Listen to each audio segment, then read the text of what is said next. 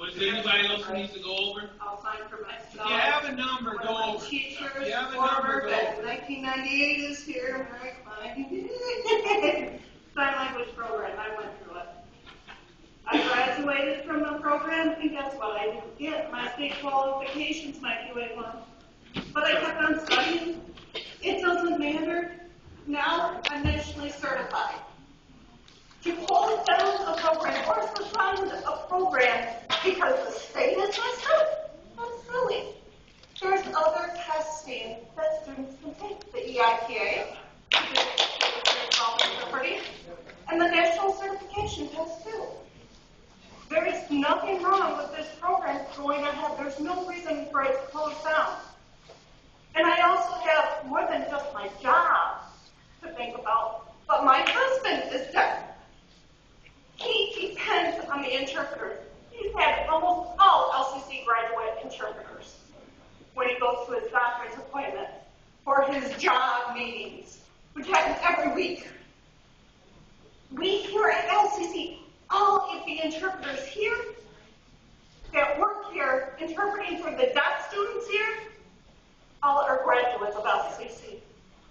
And they're not all from 1 year they graduated. No, we recently hired 2 years ago more people that graduated from LCC. What happens when others move or retire? Where are we going to find interpreters qualified enough to be able to replace them? Suspension, I know you're not talking about cancellation yet, but suspension, it doesn't need to happen. The state will figure out whatever they're doing. Other states don't have state certification. They say, go get nationally certified. So why can't we focus on that or the EIPA? You know, you just need to think about the other options. Suspension, cancellation is not the only option. Thank you.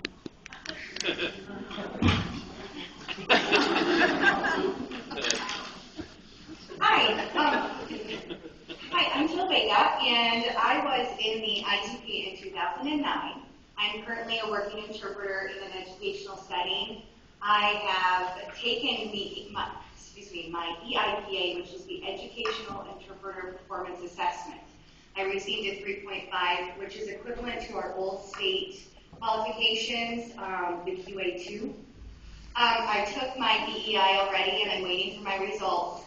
I am a full-time working interpreter down in southern Michigan every day. They call me. I work for an agency. Every day I get called to go down to a school system where they need somebody. I know that deafness is a low-incident disorder. I'm also a teacher of the deaf. I taught for 3 years. My skills weren't good enough to teach our deaf students. I came to LCC. And LCC, Brenda Cartwright and her team of interpreter training program people were the ones who brought me to where I am today. Our deaf people, our deaf members of our community, of the state, of the nation are going to suffer if you take LCC's program away, the ITP. They rely on us to communicate for them. He's a graduate of ITP. He's here today for the deaf members of our community in not only this building, but also in Dart Auditorium. So I just wanted to say, hey, I'm working. I just graduated, and I'm working. Thank you very much. Thank you.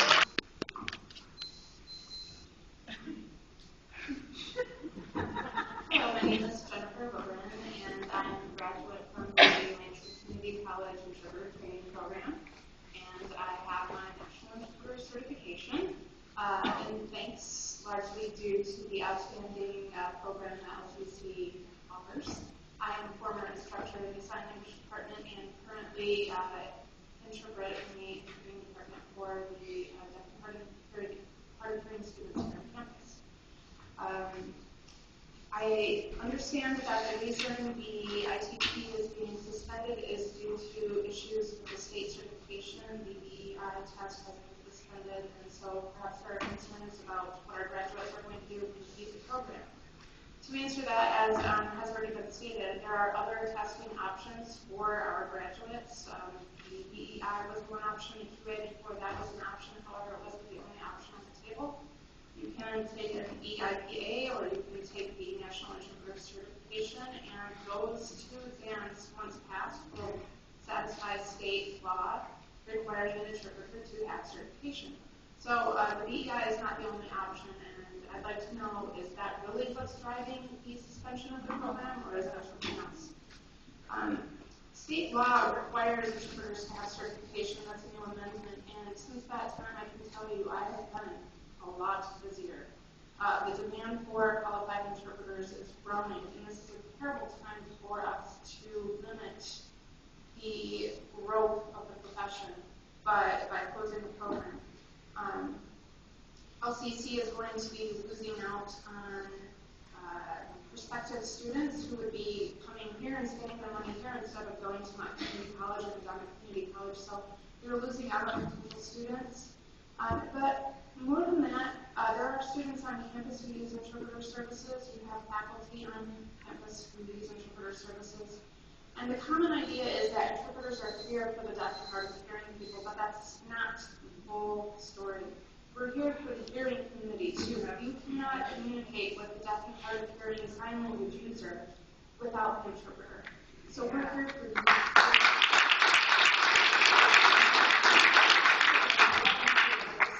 To your deaf and hard of hearing faculty members, to your deaf and hard of hearing students who are spending their money here on campus to earn degrees, to the community members in general, parents of deaf students, hard of hearing students. What message are you sending when you say, we're closing this program because of the test, when there are other options? Thank you. Ms. Howard? I'm here today. I graduated from LCC ITP in 2003. I tested at QA 3 level a month after graduation, and I kept that until QA was suspended in the state of Michigan. I have worked in 4 different states, and in every state I was hired immediately, and I can only attest that that is because of the skills that I learned through the program here. I also worked in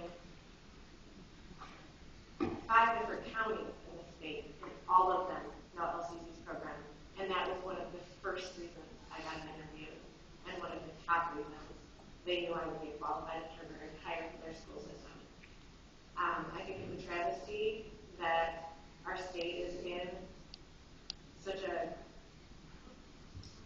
disheveled lifestyle right now with BEI, but the fact of the matter is it's a brand new test for us, and that needs to be taken into consideration when you look at the numbers of how you're evaluating pass, fail, and comes out of the program. Because in the past, and with the other options and tests, LCC is very successful, and it would be a shame to close out the program that produces such incredible results.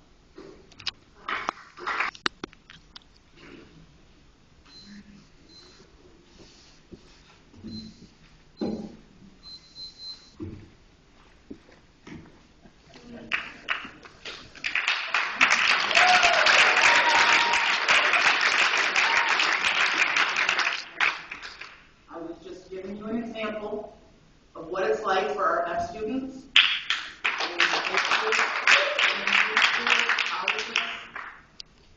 what it's like for the deaf community when they're at the doctor's office and they don't have an interpreter. What am I saying? You don't know.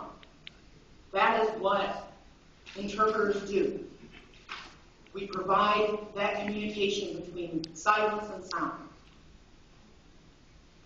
I was a graduate in 2005 of the Lansing Interpreter Training Program here at Lansing Community College. I loved this program. It was the first time I felt I had something to offer, but it was only because they showed me I had something to offer.